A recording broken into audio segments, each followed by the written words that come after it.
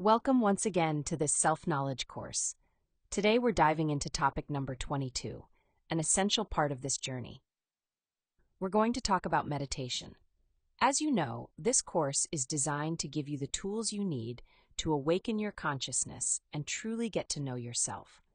And for that, meditation is absolutely fundamental. Through meditation, we can begin to understand and heal the negative elements that shape our psychology. We can work through traumas, phobias, and all the harmful aspects of our inner world, making it possible to experience real transformative change within ourselves. So today, we're going to take a closer look at a few key questions. What exactly is meditation, and what is it for? We'll explore the different types of meditation that exist, and more importantly, which ones can truly lead us to deep, lasting, and radical transformation. We'll also go over the practical steps needed to carry out proper meditation. Let's begin by remembering something essential. The only important thing is the radical, total, and definitive change. The rest, frankly, does not have the least importance. But the truth is, we often try to solve our problems by changing things on the outside. We switch jobs, change partners, move to different places, even different countries. And still, we find ourselves haunted by the same problems. We end up repeating the same painful situations again and again. Why? Because we haven't understood that no matter how many external changes we make, the real cause of our problems lies within us, in our negative psychological traits. It's these unconscious patterns and harmful ways of being that keep attracting the same difficulties into our lives. So if we're truly seeking real change, we must learn to meditate.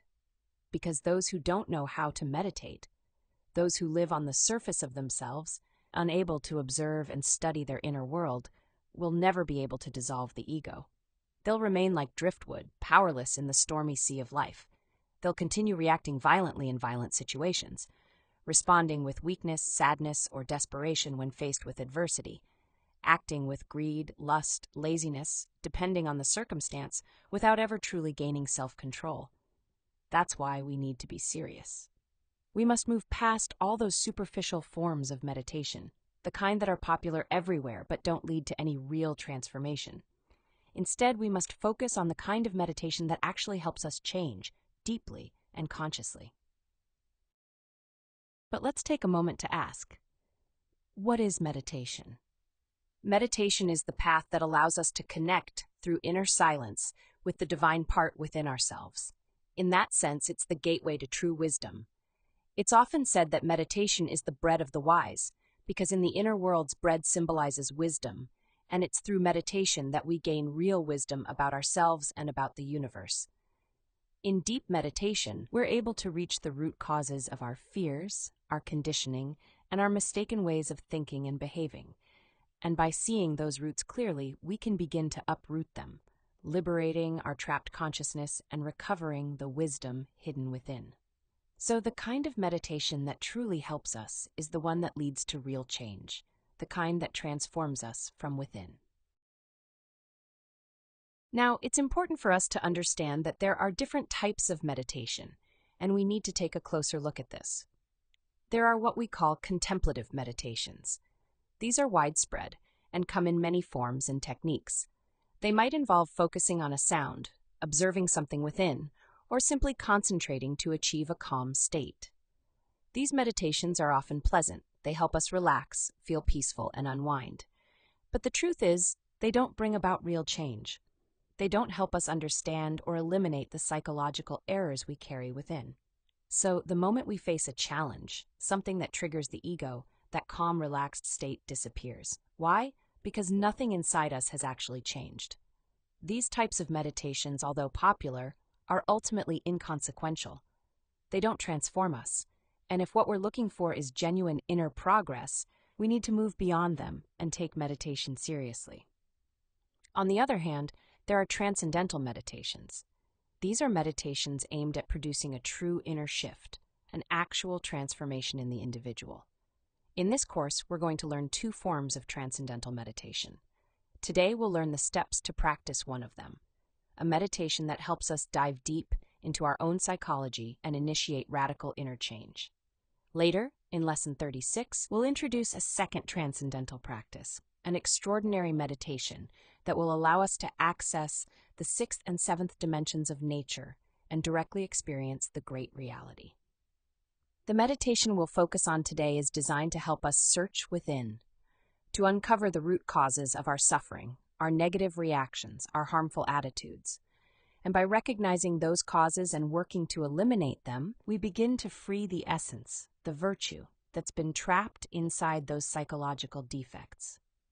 With each session of meditation, we'll bring about a small transformation in ourselves, so that when we later face the same types of situations that once triggered our worst reactions, we'll be able to respond consciously, because we've already worked through the root of those reactions in meditation. So, what exactly will be the raw material for our meditation? The raw material we'll be working with is made up of the very experiences and situations we've lived through, both pleasant and unpleasant. In fact, the more intense or emotionally charged the experience, the more valuable it becomes for our inner work. Why? Because everything that happens to us, every situation, serves a purpose, to reveal the psychological defects we need to confront and transform. Otherwise, those defects would remain hidden, buried deep within us. We're going to reflect on the reactions and behaviors that surfaced in those moments, especially in the difficult ones. We'll study the hatred, anger, resentment, pain, suffering, wounded pride, jealousy, suicidal thoughts, fear, all of it. And especially, we'll pay close attention to the situations where lustful tendencies appeared, so we can understand them and work toward cultivating the much-needed virtue of chastity. It's common for us to resist or complain about unpleasant experiences. But this happens because we haven't yet learned to see the value in those events. Through meditation, we'll discover how to extract from them the essential elements we need for real inner growth and self-development. When we begin to truly enjoy meditation, when we start drawing wisdom from the situations we face each day, something beautiful happens. We begin to experience what's known as the taste of the work. At that point, we naturally feel the need to take time each day to reflect, to consciously die to our defects, and to engage in our inner practices. It stops being an obligation and becomes a deep inner need. Little by little, we begin to lose interest in the taste of life, which is the way we usually live, identified with everything that happens to us, reacting automatically, getting fascinated by external things, and never really going deep into anything. Through deep meditation on a particular situation, whether pleasant or unpleasant, we can begin to taste, to experience the results of this work within ourselves. And here it's essential to make a clear psychological distinction between the taste of work and the taste of life. To genuinely experience the taste of the work, we must undergo a complete shift in the way we normally perceive and relate to life's circumstances. As long as we continue identifying with the events we go through, we simply won't be able to extract the inner lessons they hold. Identification clouds our perception. It blocks the possibility of seeing an event clearly and prevents us from using it for self-discovery and the growth of our consciousness. When we identify with an event, we become emotionally entangled. We lose the ability to observe, to learn, and instead, we just react. And whenever we fall back into that identification, whenever we lose our inner guard, we once again slip into the taste of life. This means that the inner posture we had worked to reverse has returned to its ordinary state, automatic, reactive, unconscious. We're learning to stop identifying with this life, which, in truth, is nothing more than a mechanical wheel that keeps turning, over and over, filled with pleasant and unpleasant circumstances that constantly repeat themselves. It's important to understand that we can't stop that wheel. Life will continue unfolding in its usual way, with all its recurring patterns and situations. But what can change is our inner attitude. As we observe, study, and begin to understand the details that make up each of our psychological defects, and as we work to eliminate them, our way of responding to life will shift. Gradually, the circumstances of life won't affect us the way they used to, and when we no longer resonate with a certain place, a situation, or a person, changes will begin to unfold naturally on the outside. We'll start to see real, positive transformation in our external world. because as it is within, so it is without. There's an important point we need to consider if we want to get the most out of meditation, and that's overcoming our deeply ingrained habit of blaming others for our negative reactions and inner states. The truth is, we are the ones responsible for the unpleasant situations in our lives. It's our own negative ways of being that attract and create those circumstances. We also need to realize something essential. We can't change other people. The only person we can truly change is ourselves. So instead of blaming, judging, criticizing, or accusing others, it's far more valuable to turn inward, to judge ourselves with honesty and rigor, and to work toward real inner transformation. At the same time, we need to cultivate humility, the kind that allows us to step into someone else's shoes, to understand their perspective, and to forgive. So now let's go over the steps for practicing reflective meditation. Step 1 is to find a quiet, peaceful space where you can concentrate without distractions. Step 2 is to harmonize that space, cleansing it of any negative energies. We do this by chanting the Bellalin conjuration to purify the atmosphere, and then energetically sealing the space using the magical circle of protection. This keeps unwanted energies from re-entering. These protection conjurations were taught in Conference 7, and it's important to apply them before beginning your practice. Step 3 is to ask for help from the higher part of your consciousness, your inner being. Ask for guidance during your meditation. Ask to be shown the psychological defects that were present in the scene you'll be reflecting on, and to be granted the understanding needed to see them clearly, so you can begin the process of eliminating them and freeing your trapped consciousness. The next step is a brief relaxation process to help us enter a state of inner harmony. We'll focus on relaxing our emotions, our mind, and our physical body. To relax the emotional center, begin by breathing deeply for a few minutes, slowly inhaling through the nose and gently exhaling through the mouth. This will help calm the heart and bring emotional balance. To quiet the mind, direct your attention to the sounds around you. Don't identify with them. Just observe. Listen to one sound, then let it go and shift your attention to another. Keep reaching for more distant sounds, always listening and then letting go.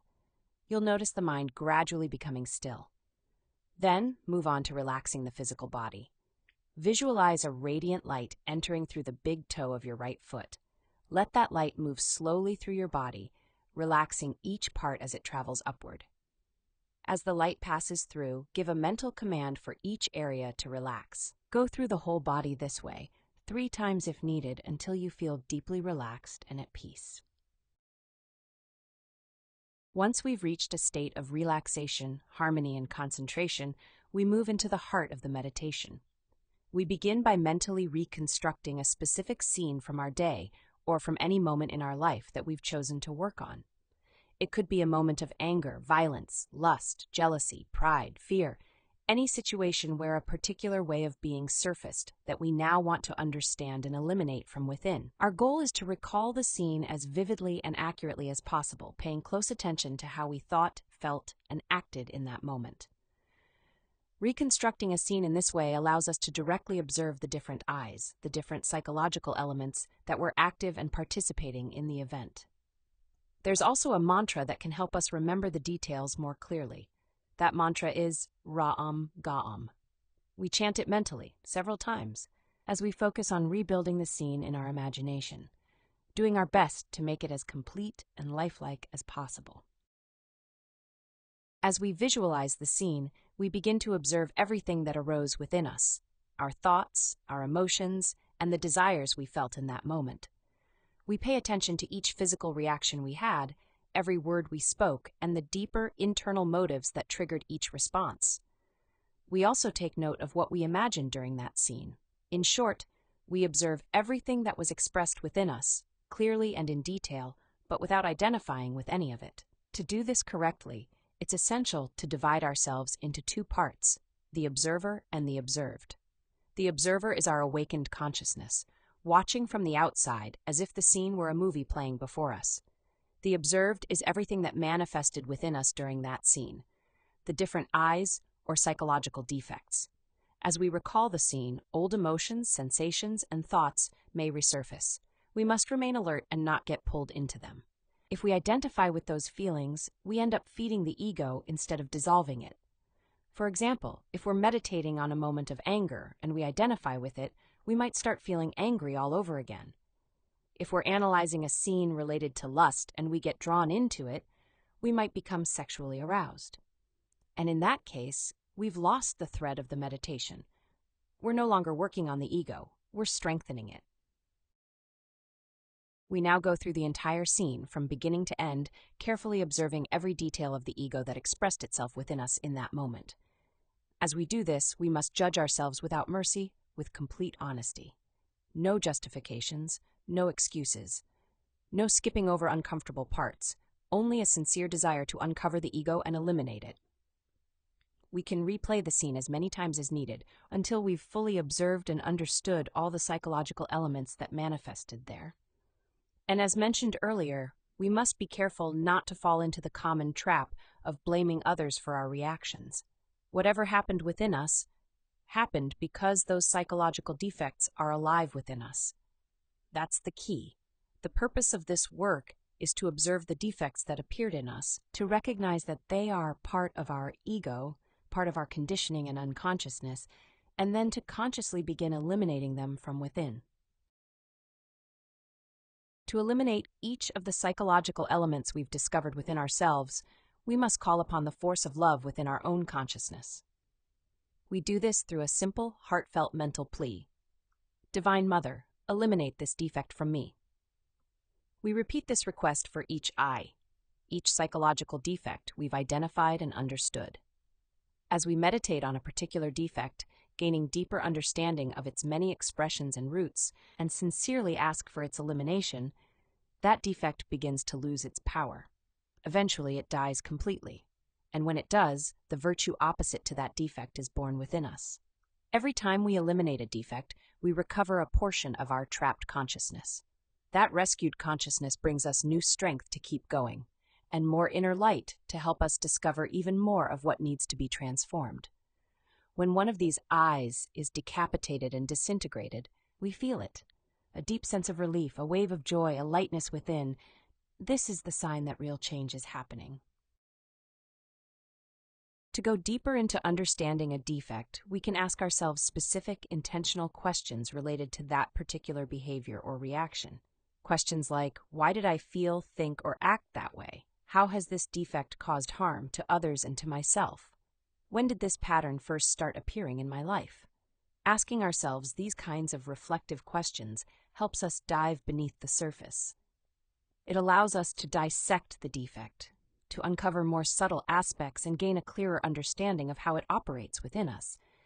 The more sincerely we question, the more we discover, and the more power we have to eliminate that negative way of being.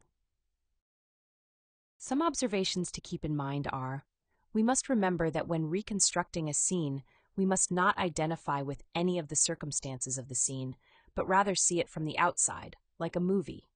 In no way are we going to justify ourselves or evade our responsibility, since this would prevent us from deepening our understanding and elimination. Let's also remember that we are going to judge ourselves, not others. And it is always important to put ourselves in the point of view of others. And a very important point is to repeat this practice every time you have the opportunity. With discipline and patience, you will see great changes within yourself. Anyone who is truly committed to self-knowledge, any student seriously working on themselves, should not go to bed without first reflecting on the events of the day. That's why it's both valid and necessary to take time each day for meditation, to revisit the situations we lived through, to observe ourselves, and to extract the lessons life has offered us. Because each day brings new opportunities, new wisdom, waiting to be uncovered through meditation. And that brings us to the end of today's session.